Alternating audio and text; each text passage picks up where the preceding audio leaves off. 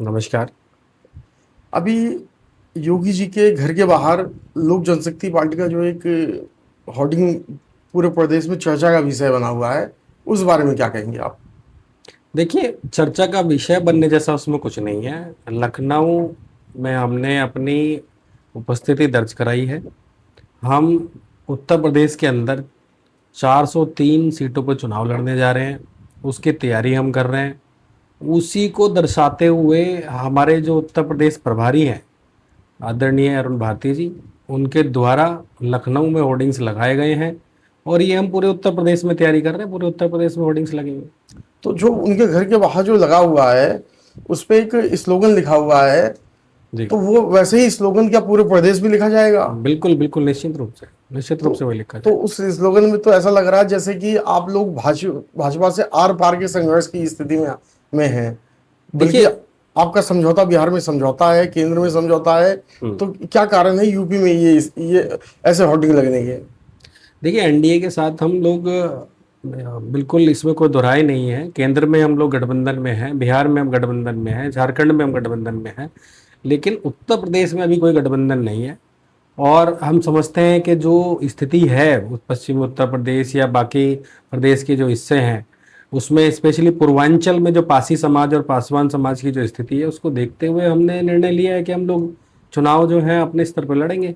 तो उसमें कोई द्वेष तो है नहीं, हम लड़ सकते हैं। बीजेपी से कोई बात चल रही है क्या, किसी सीट को लेके या किसी चीजों को लेके? देखिए, केंद्रीय नेतृत्व द्वारा इसके ऊपर निर्णय लिया जाना है। अभी तक तो इस प्रकार की कोई चर्चा हमारी ना है और अभी आगे देखते हैं भविष्य में क्या होता है। लेकिन हमारा, देखिए, हम जो पिछड़ा वर्ग है उसके साथ किसी भी प्रकार से कोई भी असामाजिक जो घटनाएं लगातार हम देख रहे हैं कि पूर्वांचल में घटित हो रही हैं। अभी जल्दी में ही एक हत्या कर दी गई थी, नवयुवक की हत्या कर दी गई थी। इस तरह के विषयों को जिस प्रकार से उत्तर प्रदेश सरकार हैंडल कर रही है, हमें नहीं लगता कि हम लोग गठबंधन में चुनाव लड़ने के विचार में हैं। हमारा प्रयास रहेगा कि इनको, इन सभी को, जो भी हमारे इस प्रकार के नवयुवक हैं जिनके साथ अत्याचार हो रहा है या जिन लोगों को प्रताड़ित किया जा रहा है, उनको न्याय दिलाने का काम करें। उसी की ओर हमारे नेता चिराग पासवान जी के निर्देश हैं। हम पूरी पुरजोर तरीके से अपने उत्तर प्रदेश के अंदर तैयारी कर रहे हैं और पूरी सारी 403 सीटों पे हम चुनाव लड़ेंगे। अच्छा, पवन वर्मा जी लगातार समीक्षा बैठक कर रहे हैं। अभी आप जो गाजियाबाद में जिसका संचालन आपने किया था, कि बहुत महत्वपूर्ण बैठक हुई, समीक्षा बैठक हुई, तो क्या कुछ कहेंगे? देखिए, जो समीक्षा अभी हमारे प्रदेश अध्यक्ष आदरणीय पवन वर्मा जी द्वारा रखी गई थी, उनके निर्देश अनुसार रखी गई थी, उसमें उसके बाद सभी को निर्देशित किया गया, प्रदेश पदाधिकारियों को निर्देशित किया गया। अलग अलग प्रदेश पदाधिकारियों को अलग अलग जिले दिए गए, उनका प्रभार दिया गया, जिसके लिए जो हमारी अभी हमारे प्रभारी द्वारा जो समीक्षा होनी है उसकी तैयारी कर रहे हैं। जिसके संदर्भ में कल मेरा दौरा रहा बरेली का, बड़ा अच्छा दौरा रहा। मैं उन लोगों से मिला, मैंने अपनी ग्राउंड रियलिटी देखी। हमारे पास कैंडिडेट वहाँ पर सभी 9 विधानसभाओं पर हमारे पास कैंडिडेट तैयार हैं और हम लोग पूरी तरह से तैयारी कर रहे हैं। और ये हमारे जो प्रदेश अध्यक्ष जी का जो एक विज़न है, चिराग पासवान जी के साथ लग के और उत्तर प्रदेश के अंदर लोजपा को मजबूती से खड़ा करने का, और इसमें कोई दोहराई नहीं है, 2027 में किंग मेकर की भूमिका में लोक जनशक्ति पार्टी रामविलास निश्चित रूप से सहभागिता करेगी। अच्छा, अभी एक सपा के प्रवक्ता है राजकुमार भाटिया, भी उन्होंने ब्राह्मण समाज को लेकर बहुत ही अलग किस्म का बयान दिया है। जी। तो उस बारे में आप क्या कहेंगे आप?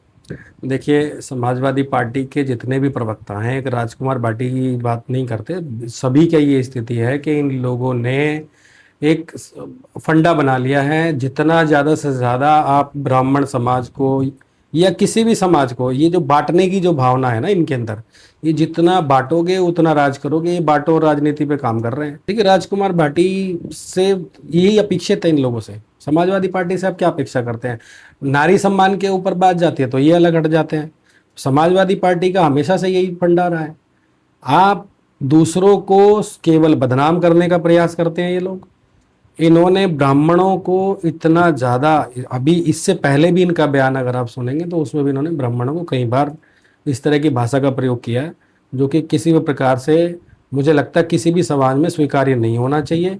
और राजकुमार भाटी के खिलाफ हालांकि कई एफआईआर दर्ज हो चुकी है, और इसमें मुझे लगता है कि और भी अभी एफआईआर इनके खिलाफ दर्ज होंगी। और इस तरह के बयानों से अगर समाजवादी पार्टी पीछे नहीं हटती है या इनको पद से नहीं हटाती है, तो निश्चित तौर पर समाजवादी पार्टी को इसका खामियाजा 2027 में उठाना पड़ेगा। अच्छा, अभी प्रधानमंत्री जी ने तेल बचाने की अपील किया है, पेट्रोल बचाने की अपील किया है, तो उस बारे में आप क्या कहेंगे? देखिए, ये एक बहुत अच्छा आपने सवाल पूछा। नरेंद्र मोदी जी ने जो अभी कहा है सभी को पब्लिक ट्रांसपोर्ट का इस्तेमाल करना चाहिए, इलेक्ट्रिक गाड़ियों का इस्तेमाल करना चाहिए। जो सक्षम लोग हैं वो इलेक्ट्रिक गाड़ियों का इस्तेमाल करें, जो सक्षम नहीं है वो पब्लिक ट्रांसपोर्ट का इस्तेमाल करें और तेल को बचाएं। देखिए, इस भारत के ही नहीं पूरे विश्व के संसाधन बचाने की बात है। हमारे पास संसाधन सीमित हैं। ऐसा नहीं है कि तेल आज है तो हमेशा ये चलता ही रहेगा, सदियों तक चलता रहेगा, ये तो सीमित है। हमें व्यवस्थाओं पे शिफ्ट होना पड़ेगा और होना भी चाहिए। जो भारत की आर्थिक स्थिति आज है, वैश्विक समस्या को देखते हुए उसको उनको सभी को करना चाहिए। मैं खुद भी इलेक्ट्रिक गाड़ी पे शिफ्ट हो गया हूँ, मैं खुद भी इलेक्ट्रिक गाड़ी से चल रहा हूँ। और अभी जितना भी मैं लोकली ट्रैवल करता हूँ, देखिए हम गाज़ियाबाद में हैं तो गाज़ियाबाद में बड़ी अच्छी सुविधा है, मेट्रो है, रैपिड है, पूरा दिल्ली कनेक्ट है, गुड़गांव कनेक्ट है। तो मेट्रो से चलने में इसमें कोई बुराई नहीं है। पर्यावरण को भी बचाने का इसमें एक पूरी तरह से पर्यावरण को भी बचाएंगे, अपना पैसा भी बचाएंगे। मुझे लगता है सभी को, पूरी जनता को माननीय प्रधानमंत्री जी की बात को मानते हुए पब्लिक ट्रांसपोर्ट का इस्तेमाल करना शुरू करना चाहिए। अच्छा, क्योंकि अब 2027 में जो है कमर कस चुकी है, सारे लोग कमर कस चुके हैं, तो अपने लोक जनशक्ति पार्टी के कार्यकर्ताओं से क्या अपील करेंगे आप? देखिए, लोक जनशक्ति पार्टी रामविलास के मेरे जितने भी भाई बंधु हैं, जो कार्यकर्ता हैं, उनसे तो मैं लगातार सभी से मुलाकात कर रहा हूं, लेकिन उसके साथ साथ मैं अपनी देवतुल्य जनता से अपील ज़रूर करना चाहूँगा कि ये जो 2027 का चुनाव है, ये चुनाव परीक्षा की घड़ी है। इसमें परीक्षा में उत्तीर्ण उतरना है उत्तर प्रदेश की जनता को, जिसमें इनको चुनाव करना है सही का और सच्चे का, जो विकास की तरफ कार्य कर सके, ना कि हर बार की तरह हम लोग जातियों में बंटकर, धर्म में बंटकर पार्टियों को चुने। क्योंकि जो पार्टियां उत्तर प्रदेश के अंदर पहले से कार्य कर रही हैं, कोई किसी जाति पे काम कर रहा है, कोई धर्म के ऊपर काम कर रहा है, उन लोगों ने केवल और केवल उत्तर प्रदेश को अलग अलग टुकड़ों में बांटकर वोट बैंक बनाने का कार्य कर रहे हैं। उनका किसी भी प्रकार से विकास की ओर ध्यान नहीं है। जो रोजगार की व्यवस्था उत्तर प्रदेश में जितना रोजगार होना चाहिए आज भी उतना नहीं है। सड़कों की हालत इतने समय के बावजूद, जब से भाजपा सरकार को भी लगभग 10 साल हो गए हैं, उसके बावजूद भी आज तक भी सड़कों की हालत बहुत ख़राब है। जो रूरल एरियाज़ हैं उनमें बड़ी ख़राब है। शहरी क्षेत्रों में जो अंदर की सड़कें हैं उनकी बड़ी हालत ख़राब है। तो मैं समझता हूँ कि परिवर्तन का समय है और जनता को परिवर्तन की ओर जाना चाहिए।